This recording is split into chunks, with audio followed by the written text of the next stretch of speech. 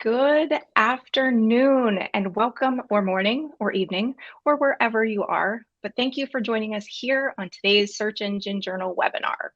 I am joined by Monica Ho, CMO at Soci, and Damian Rollison, Director of Market Insights, both from Soci.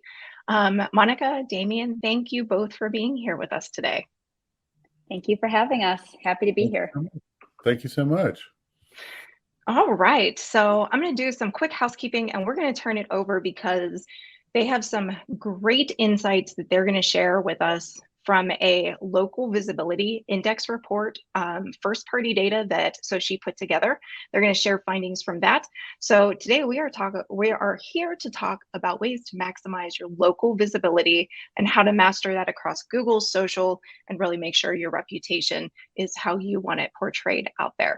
If anybody was expecting to have to come to the webinar, Why US Brands Lose 1.5 billion a year from local invisibility, you're in the right place. We just gave the webinar a little bit of a title change because we felt the new one was just a little bit more concise to what you were going to learn today. So my name is Heather. I'm going to be your moderator today. Please use hashtag SEJwebinars to share any cool tidbits from today's learning on social. And let's just go through some, quick features of the platform. We have a chat feature. Feel free to tell us where you're from, interact, and, help each other out. So we've got a question and answers tab. If you have questions for our team, we are going to take those at the end of the presentation. So there's also a thumbs up button. If you see a question that you like, give it a little thumbs up and we'll know that that's important to you all out there. In tandem with the Q&A today, we are going to have a separate breakout room where we will have someone from Soci, Kelly, will join us, and she's going to be talking. She's going to be giving an overview of the platform and some of the things that you're going to see today and how to actually use that within the Soci platform itself. So that'll be at the Q&A section. There is closed captioning. It's the little CC in the top right. So if you need that, give that a little click. At the end of today's webinar, you're going to receive a short survey. Stick around for a couple minutes, takes like 30 seconds, maybe 60 at the most. Give us your feedback. Let us know what you thought of today's webinar and how we can make them more useful for you. And lastly, the most asked question that we get, yes, 1000%, you will receive this recording, the slides, and all of this great information in your inbox later today. With that, it's enough from me. I'm going to get out of here. I'll be back at the Q&A. Damian, Monica, it's all yours. Thank you so much. We'll go ahead and get started. And again, welcome everyone. Thank you for joining us today. Really excited to cover the topic today of maximizing your local visibility. Just a little bit of an agenda first. So we're definitely going to get into that. But before we do, I thought we'd start off a little bit with a little bit of some background as to why this visibility is so important to your business. We'll obviously then touch on a topic that's near and dear to my heart, which is, well, what if you don't have that visibility and you're invisible when a consumer is searching for you? What does that mean to your business? What might that be costing you? And then we're going to wrap that up with the secrets to obtaining or maximizing that top visibility that Damian is going to take us through based on our research. And then, as Heather mentioned, we're going to have some breakout time as well as some deeper dive time to go into Q&A. So I'm going to go ahead and get us started. Heather had mentioned that a lot of the insights and information that we're going to be sharing today is based on some research. Before we kind of go too deep into that, I thought I would give you just a little bit of a primer on what that research is. So it is called the Local Visibility Index. That is the report that we issued several weeks ago. This research is actually based on several years of research. We've actually been conducting this research every year for the last 5 years. So we have a lot of historical data. We're going to be covering a lot of the insights from this year's study. What's interesting about the research is that this is actually based on real world presence data versus a consumer survey. We do that through a partnership with Place a Scout, who helps us with this research annually and allows us to really look at how our business is coming up when a consumer is searching, or looking in places like the top local ratings and review sites. So it is based on real world data. It's also based on an audit of over 600 large brands and over 100,000 locations across 39 industries. So there's a wealth of information here, and we can segment it by all 39 industries. Essentially, this research evaluates how brands are showing up in some of the most important digital channels when a consumer has a need. So we're going to talk about search, we're going to talk about reputation management, and of course, social. And then this research provides some really interesting data for businesses. Number one, it provides benchmark data. So if you're in a specific industry, it's going to help you understand, what does competitive look like? Is it a 4.3 stars in my ratings and reviews? Is it showing up in 2 out of 3 searches in the local 3-pack, etc.? So we have benchmark data. With that benchmark data, we can actually look at those brands that are kind of outpacing the competition and those that are not, and why that might be happening. So what variables are contributing to that? And again, that's a lot of the detail that Damien is gonna really dive into. So get ready for that. I'm gonna get into, again, why it's so important that you have this visibility as a business. Hopefully this is a lot of review for a lot of you.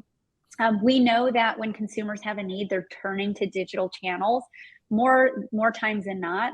And when they have a need, over to the left, they're in an active search situation. So I've got a need, I need to fulfill it. Typically where consumers start is search, no surprise. But what is interesting on this data is that it's not just always search. And just so to give some background, this research isn't just, one channel you're going to. It includes multiple channels, right? When I search for something, I might start with search and then I check out a few other places. So search is obviously dominant, but a lot of consumers are turning to social for information, consumer review sites, Q&A sites, live chat, etc. There's also this phenomenon of discovery or passive search. What do I mean by that? Well, if you're like me and you spend a lot of time on social, you're not going to social to buy something or to discover a new event or what have you, but by being in social and having this content very targeted to you, a lot of times you might find yourself in a shopping situation, even though you didn't intend it, or you discover a need you didn't know you had. So that's more of the passive search. And when you think about those opportunities, a lot of that today is happening in social, followed by search, as well as your business website, right? So again, what I want to leave the audience with is, we're not saying that one channel is better than the other. I think what's really important here is that visibility is needed across these channels to really cover the opportunity. And we're going to touch on, not only why that's important because consumers are going to these channels, but how these channels actually impact your local search visibility in places like Google and the Google 3-pack. All right, so just a couple of stats. Again, you kind of saw the research of where consumers are going, but just to emphasize this a little bit more, when consumers have a need, whether they're going to search or, ratings and review sites or social, they have a pretty high expectation that they're going to be able to find what they need, right? A lot of consumers are now very comfortable with digital channels. COVID made sure that was the case. I mean, when we were all virtual, and they're coming to these channels in masses. It's important to understand that a lot of this search activity is non-branded, meaning they're looking for, again, to fulfill a need. Maybe they're hungry. Maybe they need to get their, HVAC fixed. And they might just be using general key terms. And more times than not, they are. And why that's important is because if somebody's looking generally, you want to make sure you're optimized for those general terms. When you think about search, another really important stat to know is that about half of all searches now have local intent, or what platforms think are local intent. So if I put in a keyword of restaurants, Google and other search engines are going to assume I'm looking for a local result. And as a result of that, those results, 1 out of 2 of every searches have local intent. And of those results, they more times than not include a Google 3-pack if you're on Google, which is that image to the right. That's really important because this is really the first organic result that consumers are going to see. And we know based on prior research that those top page results, or those 3 business listings at the top, get the majority of traffic. And as a result, conversions from that traffic. So over 90% of traffic goes to these results.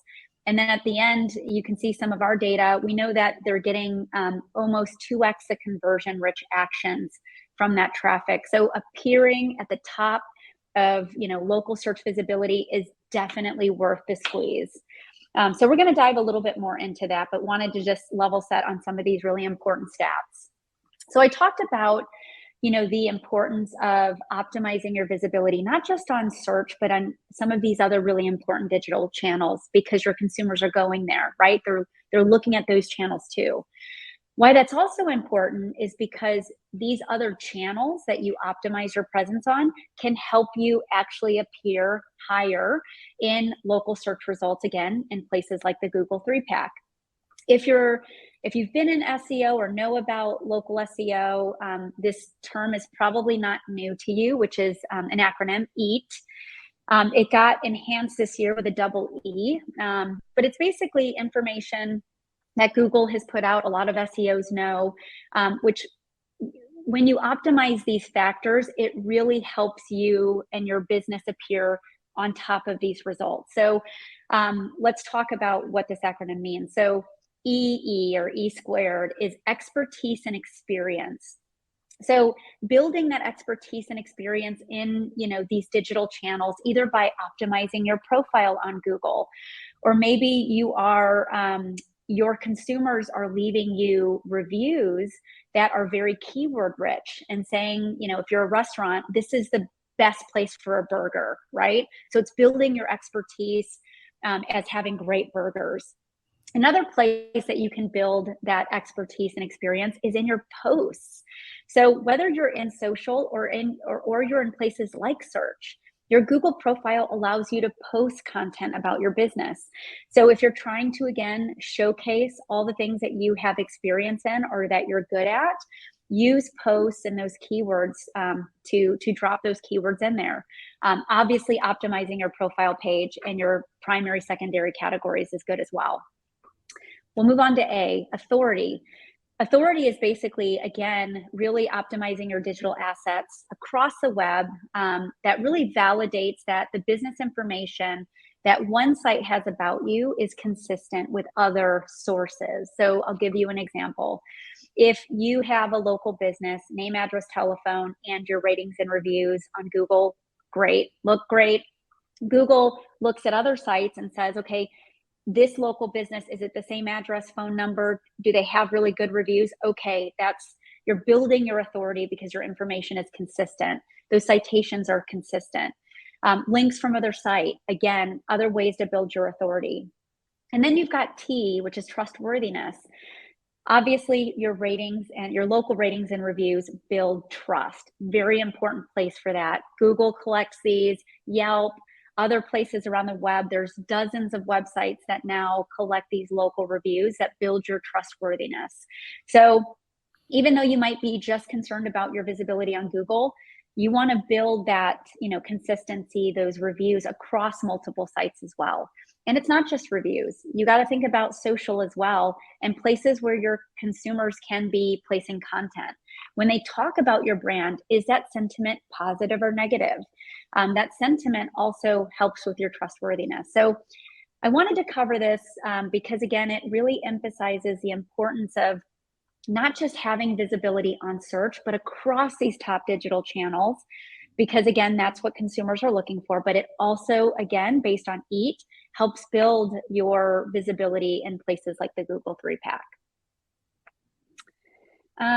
So I'm going to dive into a little bit of the research now that Sochi published in our research report this year, the Local Visibility Index. So we just talked about why this visibility is so important to your business. Consumers are looking for you there. The Google 3-pack is super important. What's interesting in the research that we've been looking at over the past 5 years is that a lot of brick and mortar businesses or chain brands, franchise brands, they're leaving a lot of opportunity on the table here. And our latest research really shows that brands are still struggling. We just talked about how consumer expectations are really high. They're looking to get their needs solved. They're looking for information. And when they're turning to these sites, we're finding that a lot of brands are virtually invisible to consumers on their primary keywords. They're only coming up 1 out of 3 of these local searches, which means 2 out of 3 of the searches, they're not coming up at all. That's a pretty big deal. So the second stat that we found pretty compelling is that a lot of businesses are essentially ignoring consumer questions. 92% of consumer questions go unresponded to by the business owner. So these are questions that are often posted on a profile like your Google profile. And they're asking things like, do you have something in stock? Are you open late? There's obviously the ability for the community to come in and answer, but this is an opportunity for you to, get some additional leads, get more business to your locations, and you should be taking advantage of that opportunity. And then finally, we find that a lot of businesses aren't responding to their reviews. 54% of consumer reviews go unresponded to. And essentially, businesses are failing to address a complaint if there are negative reviews, or worse yet, thanking consumers for taking the time to leave great feedback, right? And these reviews are gold. They help you in a lot of different areas. Consumers base a lot of their purchasing decisions on reviews. And again, it really builds your trustworthiness and thus, again, your visibility in the Google 3-pack. So with this information, right, this visibility is so important. Brands are leaving a lot of opportunity on the table. I mean, what we're essentially finding is, especially in this market today, where budgets are tightening, you're trying to make a lot more growth out of less, right? This is an important opportunity for businesses to take advantage of.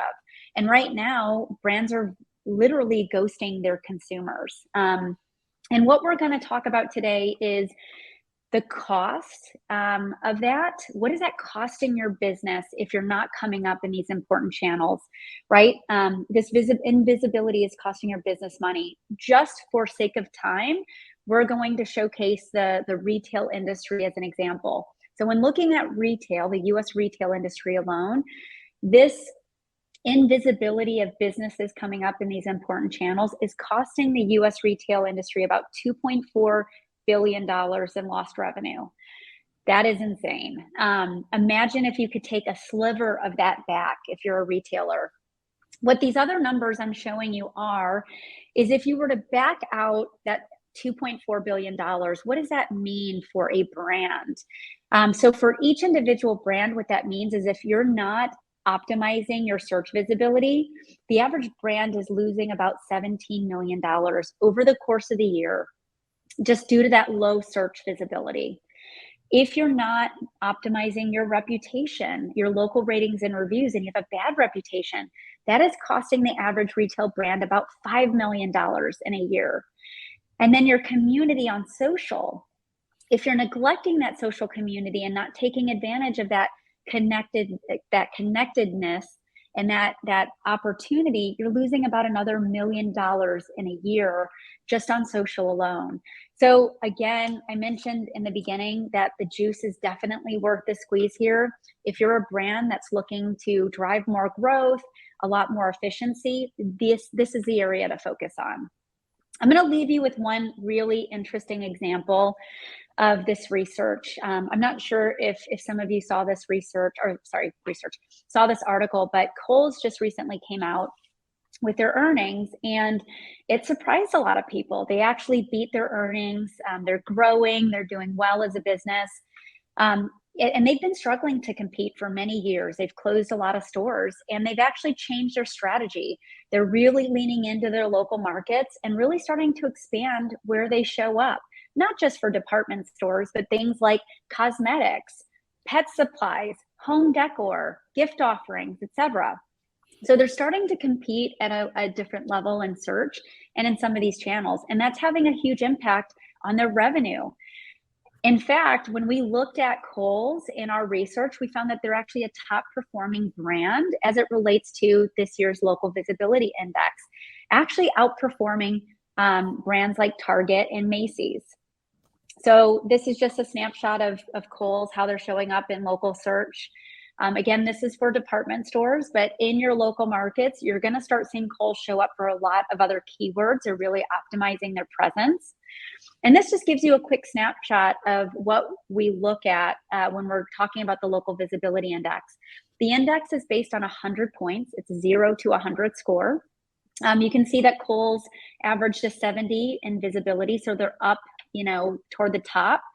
And you see how search, rep, and social kind of break down beneath it. Not by a high margin. That they're beating out some of their big competitors, Macy's and Target. Yet it's allowing them to come up top of those search results, which is really, really big, as we mentioned. So again, it's not by a huge margin that they're winning, but it's, again, allowing them to leapfrog the competition. They're getting more than their fair share of visibility, and as a result, those conversions.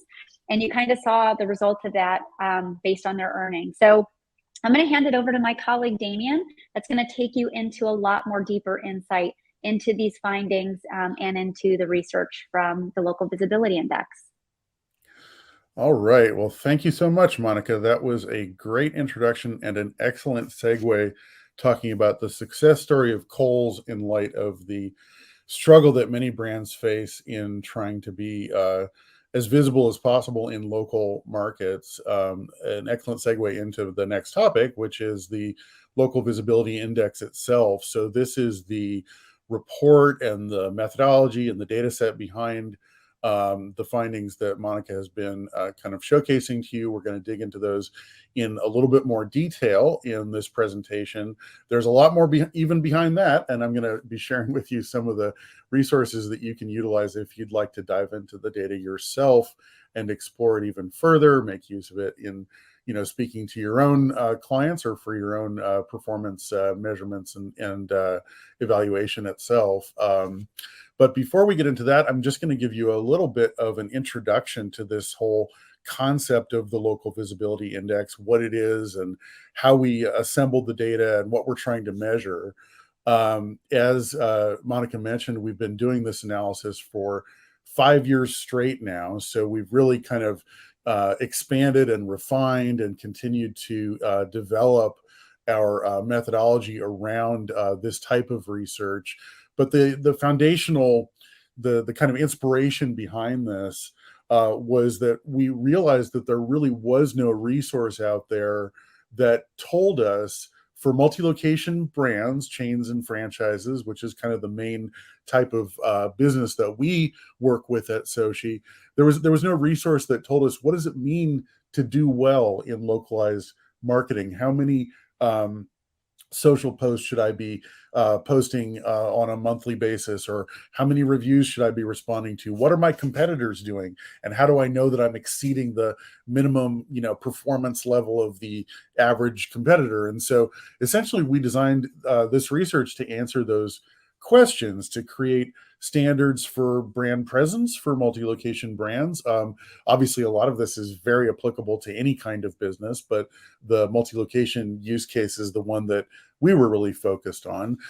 Measuring those performance levels, establishing benchmarks that define what does it mean to be visible in local markets. And this concept of the benchmark is really a critical and important one for our research. We define the benchmark as the minimum level required to outperform the average competitor. So when it comes to frequency of social posts, for example, if you're outperforming the benchmark, if you're posting more frequently than your average competitor, then you're in the upper tier of the competition. So it really takes a lot of the guesswork out of marketing at the local level, and we'll show you quite a bit of examples of that as we go through. So this is a little bit of review.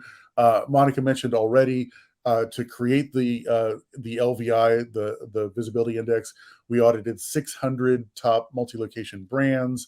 That breaks down into 39 industries. The main platforms that we focus on are Google, Yelp, and Facebook.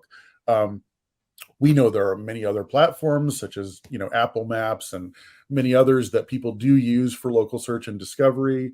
Obviously, other social platforms that are important as well.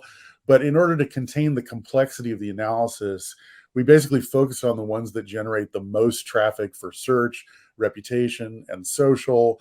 And then we did a deep dive into those platforms. So we audited more than 100,000 locations. Every single store location we evaluated according to more than 100 different metrics. How often do they appear in the Google 3-pack, and many, many other things. And then scored all of those results. In the course of doing that, we amassed a lot of data, so millions of reviews, 172,000 local posts, more than 400 million consumer engagements. So we really do feel like the findings that we're presenting are broadly representative of what really are the performance levels of the brands that we evaluated and of U.S. businesses in general. The organization of the scores is based on how significant various factors are in relation to each other. So we used, our own research as well as standard industry studies like local search ranking factors to determine how to weight various factors in relation to each other within search, social, and reputation. Those three categories are scored on a 100-point scale, and then we take the average of all three to create our local visibility score, which is also a 0 to 100-point score, as we were seeing with Kohl's in comparison with Macy's and Target a minute ago. So to dig into the results for 2023, again, this is our fifth year running, so we've got a little bit of trend data to show you as well as the results from this year. As far as scoring trends, so again, the local visibility score is on a 100-point scale. Typically, the average brand falls somewhere in the middle of the 100-point scale, which you would imagine, given that it's an average. But actually, brands are a bit below the middle point, or have been a bit below the middle point in previous years. So as you can see on the left, this year for the first time, the average score has actually hit the 50-point mark. What that really means to us is that brands are doing incrementally a little bit better year over year in the things that we think matter in localized marketing. You can begin to see how that breaks down into our three main categories on the right-hand side, where brands have been doing slightly better in search, a little bit of a bumpy trend there over the past couple of years, but that is the strongest category of all three, notably. Whereas reputation is kind of flat at 46 points, a little bit below the median, really kind of reinforcing this idea that brands are sort of ghosting consumers, failing to engage as often as they should. Social is actually the biggest growth area, as you can see. The average brand was only scoring a 34 out of 100 back in 2021, and they've moved up significantly to an average score of 50 points today. We'll dig into what the metrics behind the scores in just a second, but before we do, just one more point of correlation, where what we've found is that the category leaders, and especially the top companies in the analysis overall, have impressively stronger revenue growth numbers than the average company.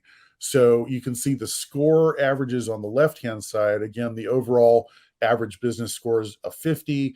If you're a category leader, like the top restaurant or the top, fitness brand or retail brand, those averages are those businesses average a 65, whereas the top 10 businesses overall in the study scored an average of 77 points out of 100. The revenue growth figures on the right-hand side are telling us that for the average brand, the ones across the board in the analysis, most brands do grow a little bit year over year, with the average being about 15%. Category leaders grew year over year at 20%, but the top 10 companies grew at 29%, which is almost 2x the rate of the average company. And of course, we don't claim that we're measuring every factor that relates to revenue growth, but it does suggest that there is a strong correlation between the things we measure and the overall success of a brand. So we think that's very important. So I mentioned that there are 100 different metrics that we showcase in our analysis.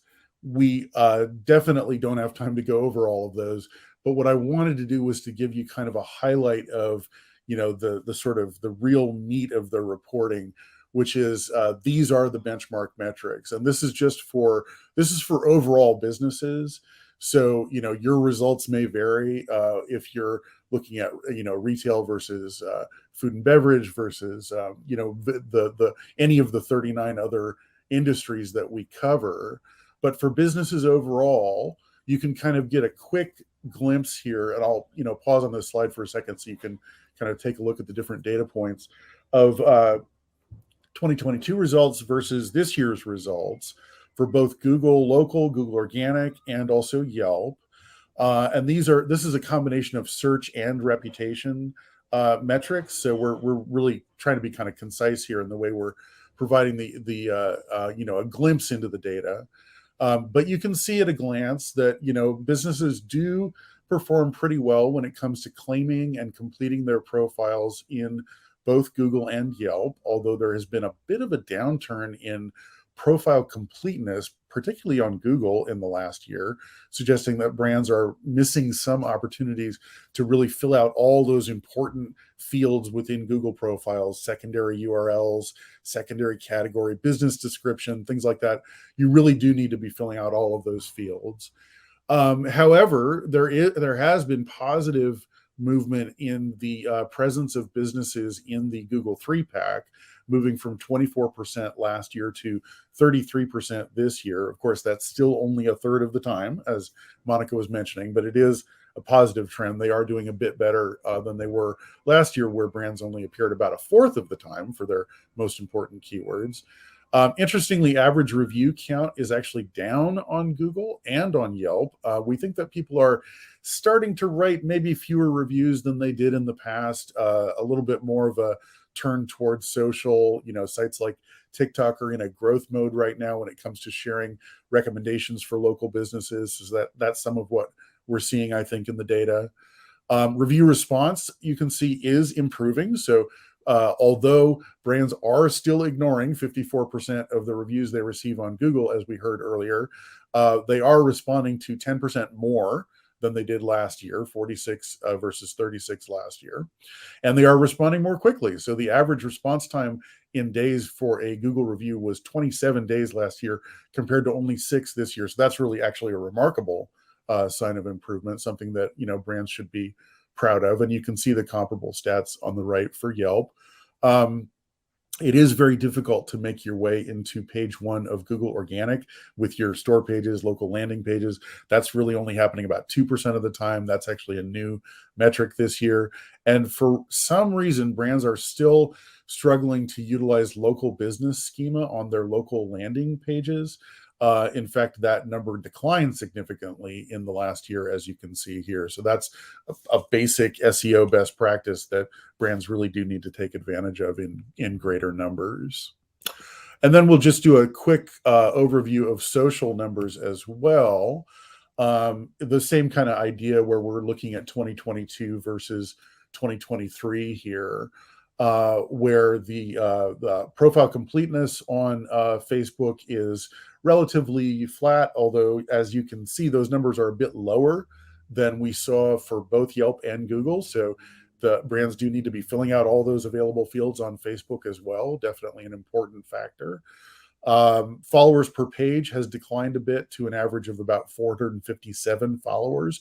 We really do encourage brands to ask people to follow them on Facebook at that local store level in order to build those local audiences on social.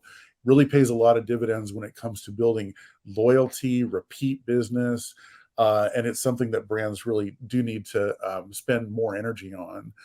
They are posting a little more frequently per month. So again, if you're wondering how often the average brand posts on Facebook per month, well, we have that answer. It's 8.9 times per month, up from 7.3 last year.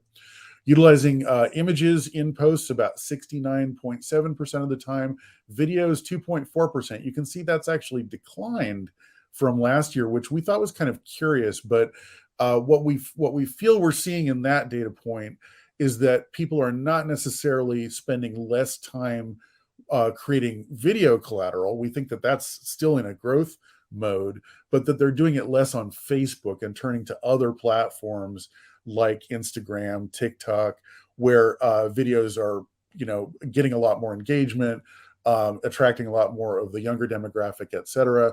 So that decline in video posts, we don't think it's representative of the overall trend as far as the popularity of video. It's just a bit of a turn away from Facebook as the forum for that content. If you know anything about Facebook posting and the way that brands engage with customers on Facebook, the next little couple of stats are going to be of interest to you. We did a new component in our analysis this year where we're differentiating between waterfall posting and localized posting for the first time. And just really briefly on that, if you're a corporation that has a bunch of stores, you can set up a structure within Facebook that's sometimes called parent-child, where the corporate entity has its own Facebook page and every store has their own page as well. And those stores can inherit the content posted from that corporate page.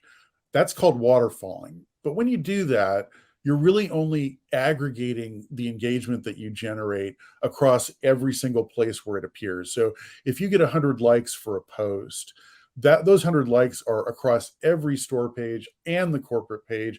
It's not really localized engagement, right? The average location might have generated only one of those likes or less than one on average. And so what we've done here is, for the first time this year, we're differentiating between that type of posting and localized posting when you're actually sharing content natively from each store location. And because we got a lot of the waterfall data out of the mix, it appears that our engagement numbers have gone down this year, but in fact, what they are is more realistic. So we're able to actually report this year for the first time that we really think we're accurately capturing the number of likes, comments, and shares that the average brand generates each time they post on Facebook, as well as the overall engagement rate, which at 0.7% we believe is a much more realistic number than before. And we definitely advocate for localized posting. The waterfall option is very convenient, but it doesn't generate engagement at the local level. And so that's really the option that we promote. Google Posts, we were talking about that subject earlier. They are still underutilized by brands, only 0.3 posts per month from the average brand for each of their locations. So that's something that we want to encourage. It's an easy thing to do. You don't have to pay Google for these, ad style placements in your Google profile. So really something that brands should be utilizing more. And as we mentioned, brands are ignoring 92% of the questions people ask on Google profiles, only answering 8.3%, which is up from last year, but only a little bit. And that's really something that, again, brands need to be spending more time and energy on for sure. So those are some of the highlights from the overall analysis. I wanted to spend a minute on another case study. We mentioned Kohl's earlier. Another of the most improved brands, in fact, the most improved brand overall in the 2023 study is Pet Supplies Plus. You can see that they had a score of 62, their overall local visibility score in 2022, compared to a 78 in 2023, which is really an important, a significant improvement. And even more notably, they went from being ranked 44 across all the businesses that we analyzed to number 5 this year. And so we wanted to take a little bit of a deeper dive into what Pet Supplies Plus is doing well. What is it that caused this rise in their performance levels year over year? And so just to take a glance at, all 3 of the factors in turn.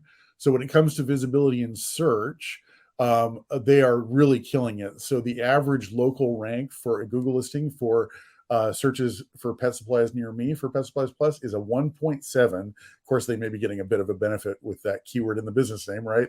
But they undeniably they're really dominating page 1 of Google with 94% 5.5% of their locations appearing in the 3-pack for those searches. They have, over the last year, improved the utilization of the URL field within their Google listings to list local landing pages, which I'll show you an example of in a second, that are very informative, helpful, and engaging. So we know that those landing pages are not only going to help you in organic search, but they reinforce the ranking of your local listings as well. They have improved profile completeness on all 3 of the sites that we analyze, Google, Yelp, and Facebook, making sure to match the contact info on all 3 sites. And they've also done sort of a targeted campaign to improve photo content on all of those platforms. We know that Google loves photo content, the other sites do as well, and is actually going to showcase photos in search, pulling them out of your photo gallery even for relevant key terms. So photo optimization is a big point that we recommend, and they're doing a great job at that. And they are utilizing Google Posts, which I was just mentioning, just much more often than the average brand, and more often than they did a year ago. Their average is now 1.7 posts per location per month, which is a great use of that tool. This is an example of a search for pet supplies, Delray Beach, Florida, and you can see that they are appearing at position 1 in the 3-pack, with a well-optimized Google profile that contains lots of good photo content, etc. So just an illustration of the best practices that they've been following. And I mentioned their local landing page. You can see that that's actually also appearing down at the bottom left of the screen in the page 1 organic position, right? So they've got top rank placement for both local and organic, which is very rare. But you can see their local landing pages are, not, dazzlingly complex or anything, but they contain the basic information that's needed in order to, transact with this brand. And not only that, but differentiated local content, compelling visuals, a list of all the services that this location offers specifically, often with links to find out more. So it really is just a sort of a great illustration of best practices for local landing pages. Turning to their engagement with reviews. So they've enacted a very robust review response strategy across all of the sites that they're monitoring, including the 3 that we look at. They've improved their response times over the last year to meet the expectations of online consumers. The brand overall is responding now to very impressive 96.2% of their Google reviews with an average response time of only 1.9 days. So that really beats the benchmarks that we've just been examining, and is very competitive within the pet supplies vertical as well. I'll also mention 86.8% of their Yelp reviews. You might have noticed the benchmark for Yelp response is only 6%. So a lot of people are just not really paying attention to Yelp like they should be. This brand is not one of those, responding to almost all their Yelp reviews, 6.6 day average response time there. 83% of Facebook recommendations also responded to with a 1.8 day average response time. So as you probably know, Facebook recommendations are Facebook's equivalent to reviews. And, again, something that some brands don't pay as much attention to as they should. But this is another instance where consumers are reaching out to you and giving their feedback. And this is a brand that shows that they really do care about that local engagement, and they're really making sure to respond to almost everybody who offers it to them, no matter on what platform. And I was just, to continue on the theme of social, they really do also focus on building local audiences on Facebook, on growing their follower counts for every store page, on engaging audiences with content that is useful and informative and really shows that they have an understanding of what's going to appeal to their particular audience as a pet supply brand. They have a really strong localized posting strategy. They're averaging 24.2 posts per month on Facebook. If you remember, the benchmark was 8.9. So this is, a real, strong and frequent posting strategy.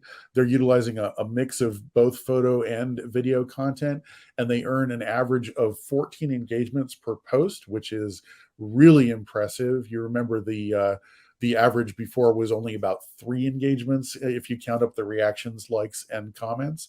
And again, as an example of what their social presence looks like, this is a couple of screenshots from that same Delray Beach, Florida location. Their Facebook page has, cute animal photos front and center, and some of their social posts, which are pretty simple, but, they show people bringing their dogs into the store. Each of the posts that I'm showing you here has earned at least 100 different engagements.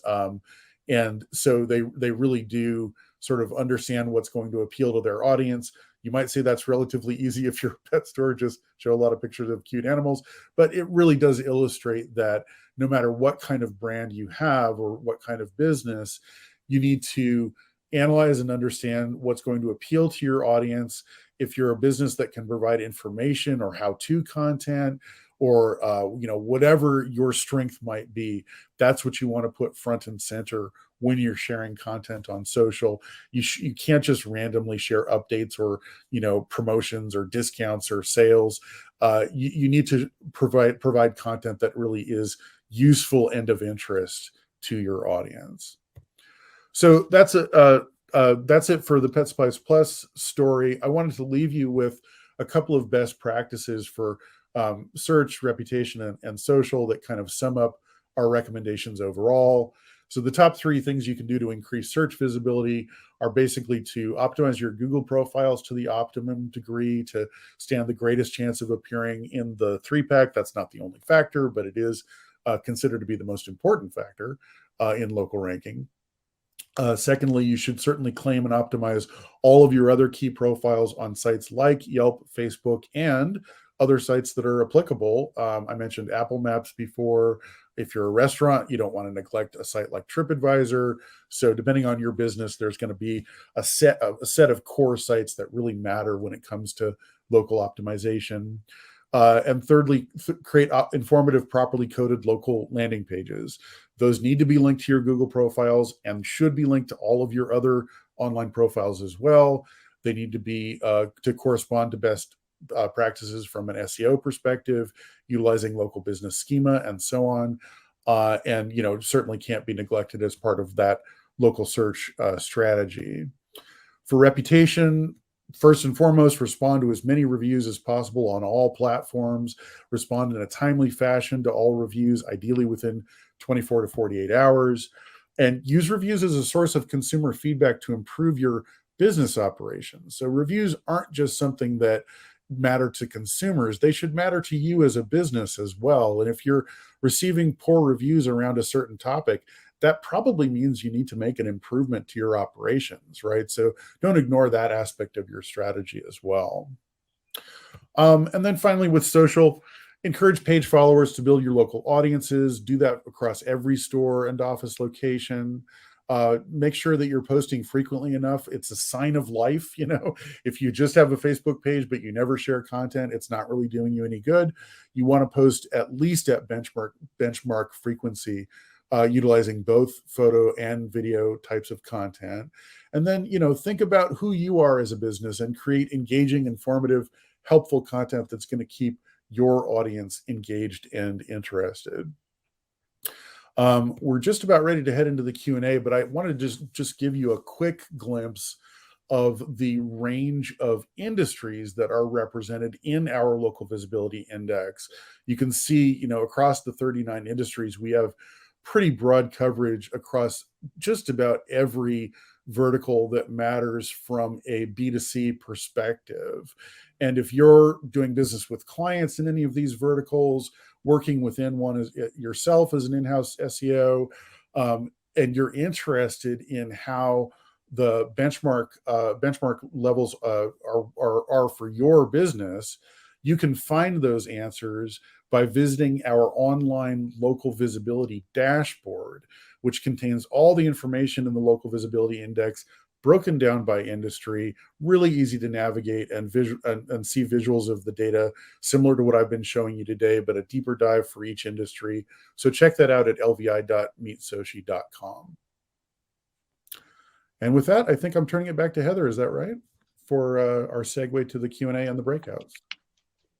Awesome. Damien, Monica, thank you very much. I don't know if you could see the chat, but there were a few people that were like, great work, amazing content. This information, Merritt says this information is great and essential, and I agree. So thank you for sharing that with us. I am going to go ahead and open the breakout room. So everybody should have a pop-up. You can have the option to go into that breakout room.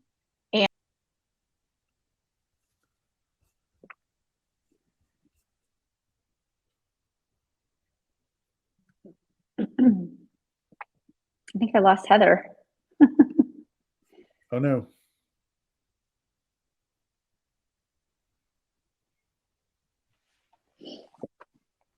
Well, I guess we'll wait a second to see if she comes back. Oh, here. That's probably her. There we go. It popped up for me, and so let's make sure. Okay. Ooh, it popped up for me, and I clicked the wrong button. So you should be able to see, if it didn't pop up for you, you should have a little join button or breakout button up in your top right. You click that and you can join that breakout room that way. And I see a few people have gone over there, so they're over there with Kelly. So with that being said, thank you all for joining the Q&A portion, and let's get to it. All right. If anybody else has questions, please put them in the Q&A or the chat and we'll take those. But Grace was asking, how can you track the performance of posts to your Google business profile listing specifically? Yeah, I can take that, Monica, if you don't mind. That's actually a challenging topic these days. Google used to report on both views and clicks as metrics within your Google business profile, but they've taken away both of those measurements, as I understand it. So you're left with only one option, really, which is that if your post contains a URL, like you're pointing people to your website to check out an offer, that kind of thing, you can add UTM parameters to that URL. And then whatever your analytics program is, whether it's Google Analytics or something else, you should be able to use those UTM parameters to track that the traffic came from that source, right? So that's basically the one method that you have for gaining analytics on post performance today.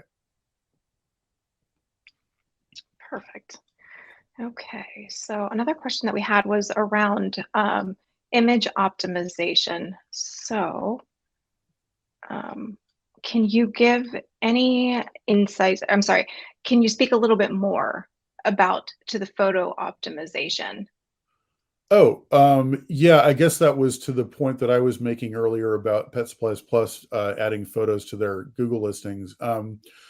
Well, our own research shows that the average brand location on Google is really dominated by user uploaded photos. So I think it's only about 4% of the photos in the average listing are uploaded by the merchant. So the vast majority are uploaded by users. And those photos are being utilized more and more by Google, not only in the photo gallery itself, which you can click through and visit and see all those photos, but in the SERP. So in the search results page, if I search for handmade jewelry near me, for example, and a jeweler has photos of jewelry that they've made in their gallery, Google will pull that photo content into the search result and showcase it to the searcher to show, oh yeah, this is a relevant business for what you were searching for, right? And so photo content is really front and center these days in Google results. And if you're not uploading your own merchant photos showcasing the things that you want to be appearing for in the best possible light, you're kind of, it's like the other situations that we could talk about, like Google Q&A, where random users answer the question instead of the business. With photos, you may have a random person's maybe not very flattering photo of your business or your product standing in for what you might provide. And so you just don't want to leave it to the average Google user. You want to take control of the photo content. We would like to see at least half of the photo content in the gallery being merchant uploaded content. And that was a great explanation. Thanks for that, Damien. So Anwar puts a great question in the chat, and I won't read the whole thing because that's a lot. But basically, Anwar is looking for some good resources for SEO training. And I'll tell you, Anwar, Search Engine Journal, it's a great place to go and learn things. But yeah, Damien, Monica, do you have any places that you go to for resources? Well, there's a lot. I don't know if you have a favorite, Monica. I would say the SEO is a sort of a self-taught profession. I talk to people about this a lot. We wish there was, you could earn a degree in it or something because it would be much easier to amass the knowledge that you need. But really, it's just a matter of finding the places that have authoritative information. I would mention SEMrush, which we use as a platform, but which also publishes lots of useful SEO guides and different kinds of content. Within local, I would say find a list of the publications and the bloggers and authors who seem to be cited all the time, and read their stuff. and they will comment on the latest news, the latest developments, and they'll do it from a perspective that's relatively authoritative. Sometimes people get real excited about new things in SEO and misinterpret them, but there are certain sources that you can really trust. I'll just mention like Mike Blumenthal, David Mim, Joy Hawkins, when something new happens, you look to them for how to interpret it. So you just need to kind of be an active reader of those sources. Yeah, I would basically echo what Damien said. It's not a set it and forget it area. So you have to be constantly learning, seeing what's happening. Did an algorithm change? Are there updates? And so, for me, I subscribe to a lot of the folks that Damien mentioned. I think Sterling Sky is a great newsletter. Joy Hawkins produces that. There's also Street Fight, which I find has a lot of local SEO and search content as well. But there's a lot of great sources. So she does Local Memo. It's a publication you can subscribe to every week and hear the latest and greatest from Damien. So check out some of those. Perfect. So Lindsay, I'm right there with you. So fist bump.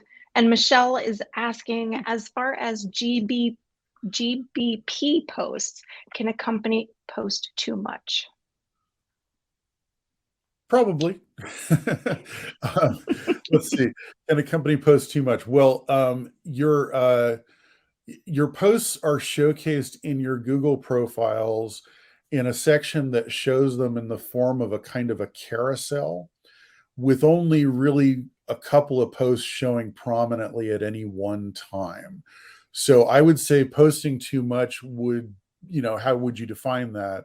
It would be, if you've got an offer that's running for, 2 weeks, but you post a couple of things over that and then it gets buried, you're probably not giving it enough exposure, right? So the answer is probably going to differ according to what you're doing. We have a grocery store client that posts pretty frequently, a couple of times a week, but their posts are more, specific types of product offerings where it really does, it works well for there to be a broad variety of them. And if you do click to view all posts, you get a pop-up window and you can scroll through all of them, So for that brand, it's kind of fine to have a ton of post content. But if you're somebody who really wants to showcase, again, an offer that has a certain term to it, I would want that to be the first thing people see until that offer is done. Again, the answer is not really cut and dry, but I think it depends on how you're using the post. Okay. I think we have time for one more question. And so, there were a lot of tactics that you all talked about today, and things that come, the businesses and brands can walk away with and implement, pretty quickly. What would you say are maybe the 3 top things? I know this is a tough question, but like, what would those 3 top things that they can start doing to impact performance? What's the classic answer to any SEO question? It depends, right? So it depends. I mean, it depends on where you're starting, right? So if you haven't claimed all your profiles, do that first. You can't do anything else if you haven't done that. If you haven't filled out all the fields in every profile, do that next. I mean, that's a very easy thing to do. That if you're neglecting important fields, like I'll just mention, if you have more than one line of business and you're not using secondary categories, you're losing out on traffic. So fix those critical things, right? But there may be other critical points that other people have, depending on what point they're starting at. So that answer is really it's gonna depend. Well, I think it's important to mention, you can check this out on lvi.meetsoshi.com, but you can request an audit of your business, which will basically take into account all of the benchmark data that you saw, and we'll be able to tell you where you're at on the benchmark, and then what areas specifically you can focus on to get the best visibility. So that would be my answer: is get an audit, and then get some real specific prescriptive next steps on how to maximize your visibility. Excellent point. Perfect. Well, I would say that with that, we're a little bit over time. So Abby, Anwar, if we didn't get to your questions, we'll get those over to the Soshi team and they can follow up with you offline. And with that, thank you everybody for coming. Monica and Damien, before I let you go, tell the people where to find you. You can find us at meetsoshi.com. That's our website. Again, but if you're interested in the local visibility dashboard and the audit, lvi.meetsoshi.com. Perfect. All right. With that, we'll let everybody go. Have a great day. You'll get the recording and the slides later. We linked to the LVI in there. It'll also be in the recap email that you get. Thank you all for joining us today. Thank you, Monica and Damien. Thank you so much for your time and your knowledge. And yeah, we'll see everybody on the next #SEJ webinars. Have a good day. Thank you. Thank you. Bye.